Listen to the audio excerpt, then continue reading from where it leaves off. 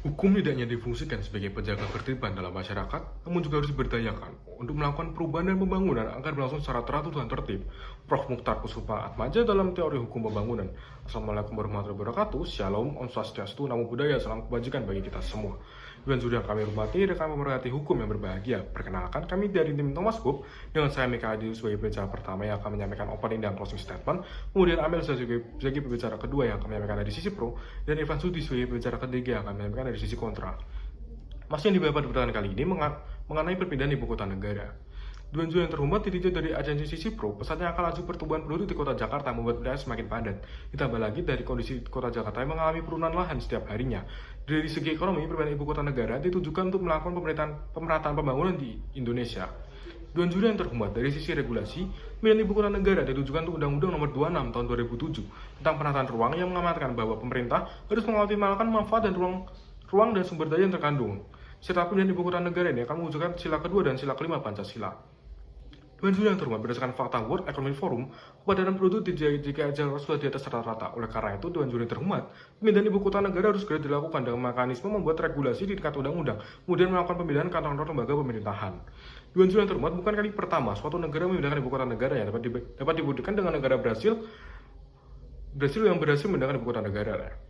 Namun, Tuan terhormat, dilihat dari sisi kontra, pemindahan ibu kota negara ini justru akan menambah beban biaya yang dikeluarkan yang seharusnya dapat digunakan untuk menangani kasus COVID-19, serta akan merusak lingkungan Kalimantan yang akan berimbas pada hilangnya paru-paru dunia dan akan menderogasi hak-hak masyarakat hukum adat. Dan juga yang terhormat, perlu diingat bahwa pemindahan ibu kota ini justru bertentangan dengan UU-PA yang akan melanggar hak ulayat dari masyarakat hukum adat dan juga bertentangan dengan sila keempat Pancasila karena tidak menciptakan kesejahteraan bagi masyarakat setempat. Selain itu, dan juga terhormat, menurut fakta, kota Jakarta dinilai masih layak menjadi ibu kota negara dan melakukan pembenahan pada permasalahan di kota tersebut. Perlu dengan juga Dewan Juri yang terhormat, dengan mekanisme pemindahan kantor lembaga pemerintahan nantinya akan membuat kota di Yogyakarta menjadi terbuang dan tidak terpakai. Kemudian juga yang terhormat, apabila jika melihat dari negara Myanmar yang gagal dalam melakukan pemindahan ibu kota negara yang dikarenakan kurangnya dukungan dari rakyatnya, hal ini ditakutkan terjadi juga pada negara Indonesia. Sekian dari saya, bisa dilanjutkan kepada rekan saya. Terima kasih. Baiklah, selamat siang Dewan Juri yang terhormat dan rekan-rekan berpikir saya. Profesor Sucipto Raharjo dalam teori progresifnya pernah mencanangkan bahwa hukum untuk manusia bukan manusia untuk hukum. Dewan Juri yang terhormat, ketika kita kolerasikan mosi perdebatan kita kali ini, ternyata hadirnya kebijakan pemindahan ibu kota negara dalam hal ini bertujuan untuk dapat meningkatkan adanya suatu kesejahteraan umum dan juga peningkatan pemerataan kesejahteraan secara menyeluruh terhadap daerah-daerah yang ada di Indonesia. Sehingga dalam hal ini pun hukum telah hadir untuk memenuhi kebutuhan manusia. Dewan Juri yang terhormat, kami tegaskan kembali bahwasannya pemindahan ibu kota negara dari Provinsi DKI Jakarta ke Provinsi Kalimantan Timur ini harus dilakukan dikarenakan dapat memberikan suatu dampak yang sangat-sangat positif bagi pertumbuhan dan pemerataan pembangunan, di mana seperti fakta di lapangan yang seperti kita ketahui bahwasannya program pembangunan ekonomi antar wilayah di Indonesia yang berjalan sejauh ini masih bertumpu di wilayah Pulau Jawa saja. Hal ini terbukti dari tingkat kontribusi pertumbuhan ekonomi di Pulau Jawa yang mencapai angka 58%. Maka dari itu, pemindahan ibu kota negara untuk merealisasikan adanya pemerataan pembangunan dan peningkatan ekonomi secara menyeluruh. Jadi tidak hanya berfokus pada Jawa sentris saja, Dewan Juri yang terhormat. Urgensi lain mengapa negara kita harus memindahkan ibu kota negara kita adalah di mana lingkungan di Jakarta itu tidak layak huni, di mana kondisi sosial di Jakarta yang kurang aman bagi para penduduk dan akan berimplikasi pada ketidakberjalanannya sistem pemerintahan yang baik, Dewan Juri yang terhormat, dan juga tingkat kepadatan penduduk yang sangat-sangat tinggi, lalu faktor kesehatan, terus dampak dari padatnya penduduk di Jakarta menyebabkan banyaknya polusi udara yang terjadi dari mobilitas masyarakat yang sangat-sangat tinggi, Dewan Juri yang terhormat. Dan juga seperti yang kita ketahui, bencana banjir yang kerap kali terjadi di Jakarta menjadi salah satu urgensi daripada pemindahan ibu kota negara ini. Selain itu, persebaran penduduk yang sangat-sangat tidak merata serta kesenjangan pembangunan yang terjadi di Indonesia menjadi dalil yang solid dalam mendukung kebijakan pemindahan ibu kota negara. Negara harus menjamin bahwa pembangunan di Jawa sentris seperti zaman di Orde Baru tidak akan terjadi lagi. Dengan berdasarkan berlandaskan sila kelima, maka hal ini cukup mempresentasikan pemerintah dalam usaha memanifestasikan keadilan sosial bagi seluruh rakyat Indonesia. Pemindahan ibu kota baru keluar tanah Jawa diharapkan mampu menjadi solusi solusi atas semua permasalahan tersebut, seperti distribusi pembangunan yang merata, serta mewujudkan visi negara yang baru dengan menjadi penggerak ekonomi Indonesia di masa seperti yang tercantum di Undang-Undang Nomor 3 Tahun 2002 Pasal 2.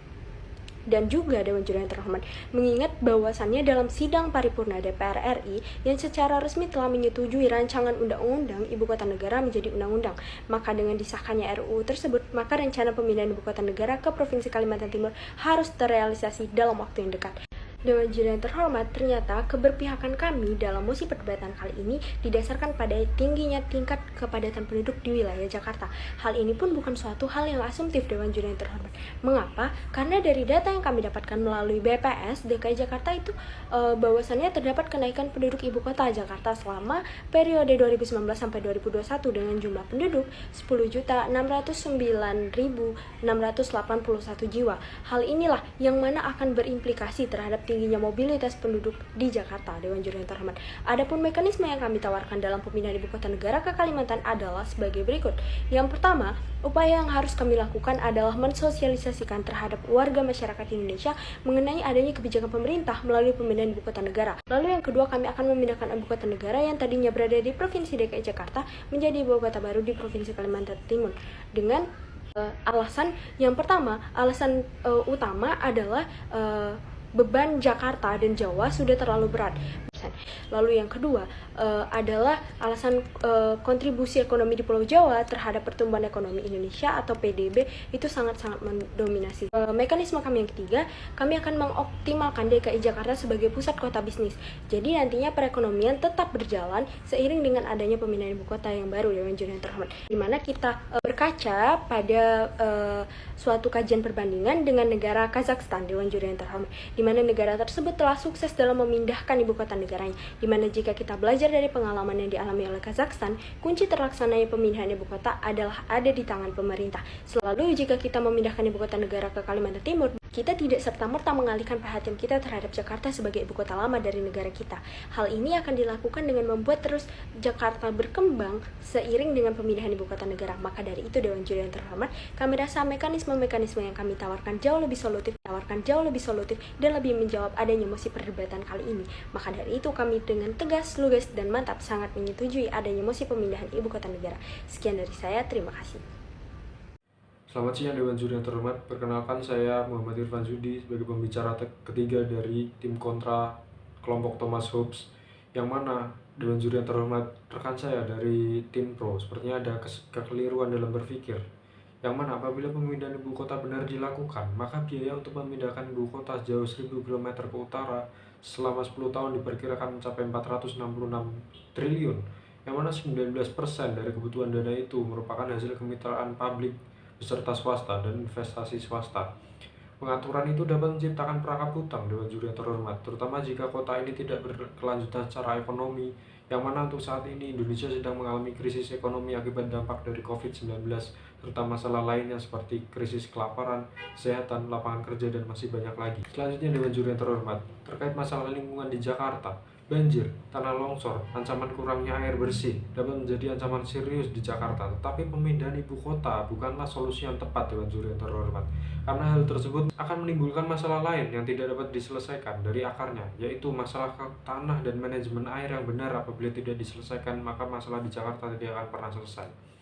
Karena pemindahan ibu kota hanya akan memindahkan 1,5 juta ASN dari Jakarta ke ibu kota baru, yang mana masyarakat di dalamnya belum tentu ikut berpindah. Tentunya hal ini harus dikaji lebih jauh lagi, terlebih Jakarta masih menjadi pusat perekonomian di Indonesia saat ini. Selain itu, isu-isu lain yang terdapat pada letak ibu kota baru, yaitu di Provinsi Kalimantan Timur, yang mana untuk diketahui luas hutan Kalimantan adalah 40,8 juta hektar, sehingga kerap disebut sebagai salah satu paru-paru dunia. Keberadaannya dinilai sangat strategis di tengah isu climate change saat ini. Dan menurut Gubernur Kalimantan Timur, Isran Nur, mengatakan ibu kota baru akan dibangun di kawasan Taman Hutan Raya Bukit Soeharto, yang terdiri dari hutan produksi, hutan lindung, dan hutan yang digunakan untuk penelitian Universitas Mula Warman. Yang mana apabila rencana pemindahan ibu kota benar dilakukan, maka negara baru akan memakan lahan sekitar 180.000 hektar atau hampir 3 kali luas Jakarta saat ini. Tentunya ini ditambah lagi dengan Data dari organisasi non-profit di bidang Greenpeace dari 2015 sampai 2018, terdapat lebih dari 3.487 titik panas di kota Kartanegara dan daerah bekas kebakaran hutan dan lahan lebih dari 35.000 hektar. Karena masalah lingkungan dan hutan di Kalimantan Timur ini harusnya dikaji lebih seksama lagi dan juga lebih matang, mengingat hutan di Kalimantan merupakan salah satu paru-paru dunia menyumbang oksigen terbesar. Dewan Juri yang terhormat, Undang-Undang Khusus Ibu Kota sampai saat ini masih berlaku dan belum diubah. Undang-Undang Nomor 29 Tahun 2007 tentang Daerah Khusus Ibu Kota Jakarta menegaskan bahwa Jakarta adalah Ibu Kota Negara Kesatuan Republik Indonesia. Setidaknya ada 3 pasal yang mengatur tentang kedudukan, fungsi, dan peran Jakarta, yaitu Pasal 3, Pasal 4, dan juga Pasal 5 UU Nomor 29 Tahun 2007. Maka hal ini tidak dapat dibenarkan apabila dipindahkannya ibu kota dari DKI Jakarta, karena dalam UU Nomor 29 Tahun 2007 sendiri masih berlaku saat ini dan juga harus dipatuhi sebagai landasan yuridis dan payung hukum di Indonesia. Dari sisi hukum pemindahan ibu kota perlu ada payung hukum yang jelas dan terang. Selain itu, merubah undang-undang yang ada juga harus ada aturan setingkat undang-undang yang mengatur pemindahan ibu kota. Selain itu, terkait RUU IKN yang terlalu cepat dan juga terancam inkonstitusional. Kenapa Dewan Juri yang terhormat? Karena perancangan UU yang terlalu cepat, yaitu 40 hari saja, dan tidak mempertimbangkan pendapat dari para ahli maupun pakar lingkungan. Dan apabila memang disahkan, maka masyarakat dapat melakukan banding kepada MK dan terancam inkonstitusional karena minimnya partisipasi dan cepatnya pembuatan yang terkesan terburu-buru. Selanjutnya disebutkan bahwa pemindahan ibu kota murni dilakukan untuk meningkatkan pemerataan ekonomi dan pembangunan yang selama ini terpusat di Jawa. Yang mana hal tersebut bukanlah cara penyelesaian masalah yang benar, karena pertumbuhan ekonomi akan berjalan dengan baik dengan melakukan sustainable development atau pembangunan yang berkelanjutan, yang tidak hanya di Kalimantan tetapi di daerah-daerah lain seperti Sumatera, Papua, dan lainnya. Alih-alih melakukan pemindahan ibu kota yang memakan dana besar di tengah masalah yang ada di Indonesia saat ini, alangkah lebih baiknya Dewan Juri yang terhormat apabila pemerintah berfokus terhadap masalah yang lebih konkret seperti kelaparan, lapangan kerja, dan juga kesehatan. Selain itu, Dewan Juri yang terhormat, saya akan memberikan contoh dari perbandingan negara yang gagal melakukan pemindahan ibu kota, yaitu negara Myanmar, yang mana pada penguasaan militer Myanmar melakukan pemindahan ibu kota Myanmar ke Naypyidaw pada tahun 2005. Kota Naypyidaw yang mana terletak 329 km dari ibu kota sebelumnya, yaitu Yangon. Namun ini adalah contoh pemindahan ibu kota yang gagal Dewan Juri yang terhormat, karena ibu kota Naypyidaw kosong seperti kota hantu, sebab hanya sedikit penduduk yang bersedia pindah karena lokasi yang kurang strategis dan juga kebiasaan rakyatnya. Mungkin dari saya seperti itu, Dewan Juri yang terhormat. Terima kasih. Dewan Juri yang terhormat, izinkan saya untuk menyampaikan kesimpulan pada perdebatan kali ini. Di satu sisi, pemindahan ibu kota negara memberikan dampak yang baik pertumbuhan dan pemerataan pembangunan yang tidak hanya terfokus pada Jawa sentris saja. Selain itu, Dewan Juri yang terhormat, dari kota Jakarta sendiri yang sudah tidak layak huni karena tingkat kepadatan dan tingkat polusi yang sangat tinggi. Kemudian, berlandaskan pada sila kelima Pancasila, pemindahan ibu kota negara untuk mewujudkan visi misi negara menjadi penggerak ekonomi Indonesia sesuai dengan Undang-Undang Nomor 3 Tahun 2022. Dewan Juri pemindahan ibu kota ini dilakukan dengan mekanisme sosialisasi kepada masyarakat, kemudian melakukan pemindahan ibu kota dan menjadikan kota Jakarta sebagai kota bisnis. Kemudian Dewan Juri yang terhormat, negara Indonesia dapat mencontoh keberhasilan negara Kazakhstan dan negara Brasil dalam memindahkan ibu kota negaranya. Sedangkan di satu sisi, Dewan Juri yang terhormat, pemindahan ibu kota negara ini kalau makan biaya yang cukup besar, yang akan menciptakan suatu perangkap hutang terlebih saat krisis ekonomi sebagai akibat dari dampak pandemi COVID-19, serta Dewan Juri yang terhormat, pemindahan ibu kota negara ini akan mengancam hutan lindung dan hutan produksi karena mengingat hutan Kalimantan merupakan paru-paru dunia. Dari sisi regulasi, sejauh ini pemerintah masih menggunakan Undang-Undang Ibu Kota Negara Jakarta serta inkonstitusionalnya RUU IKN. Dewan Juri yang terhormat melihat dari mekanisme, justru pemindahan ibu kota akan memakan banyak biaya karena menggunakan APBN yang seharusnya dapat digunakan untuk penanganan pandemi COVID-19. Serta melihat dari negara Myanmar yang gagal memindahkan ibu kota, sehingga harus menjadi pelajaran bagi Indonesia dalam melakukan kebijakan pemindahan ibu kota negara. Sekian, terima kasih.